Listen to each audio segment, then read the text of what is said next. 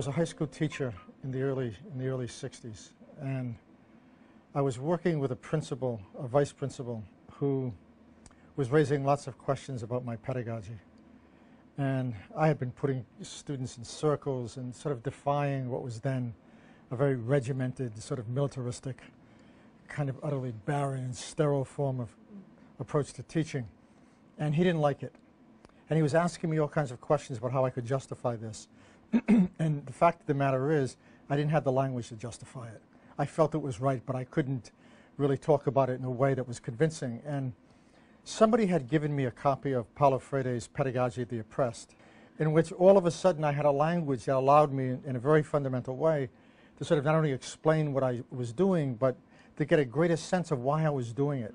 And soon afterwards, I wrote a long review of Paulo's book, and I sent it to a journal called Interchange, actually, in Canada, who then sent it to Paulo to review. And Paulo wrote back something like, "This should have been reviewed the day before yesterday. This should have been published the day before yesterday." He had an interesting sense of humor. He then wrote to me and said, "I just love this. This really captures the essence of my work." And then a correspondence began, and then we eventually became friends, and we became co-editors of a series. We became co-authors over the years. And so, it developed into a long friendship of about 15 to 17 years.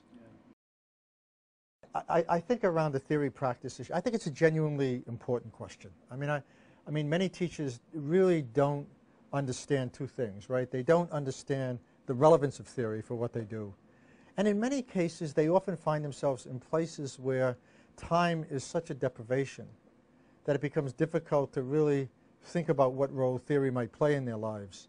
Or they find themselves in situations where theory has been expunged from the possibility of what they do as teachers because they've been utterly de-skilled and technicized, right? So I think that we have to begin with that qualification. I mean, I think the second issue is you should never engage in a practice for which you're not reflective about that practice. Yes. I mean, I think he'd be appalled. I mean, that anybody could dignify that bill with the presupposition that it really actually either represents a progressive policy or has anything to do with forms of education that actually prepare people to not only live in the world, but to understand it, engage it, and to transform it when necessary. I mean, this is a bill that not only makes testing the modus operandi of schooling. In other words, it imposes a model on education that is fabulous for measuring the heights of trees, but has almost nothing to do with raising the most fundamental questions that drive education. Why are we there? What is knowledge for? How does it relate to democratic public life? What does it mean in terms of providing the conditions for forms of individual and social agency? How does it address questions of injustice? How does it make us better citizens? How does it close the gap between the poor and the rich?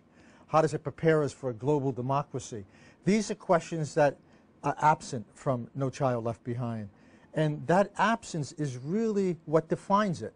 Actually, that absence is so powerful. It so strips schooling of any kind of political and moral imperative that it renders it utterly instrumental. So education in this bill becomes an instrumentalized site. It confuses the relationship between training and education, and by doing that, it opts on the side of training. But it does more, and I have to say this, it does more in that this is a bill that, for instance, gives the military the right to monitor schools and to get lists that would allow them to, in a sense, engage in recruiting policies for what I consider to be, at this point in history, an unjust war. So this is also a bill that rewards schools for imposing the most draconian kinds of disciplinary measures. Schools get rewarded for zero-tolerance policy. I mean, schools get rewarded for de-skilling teachers.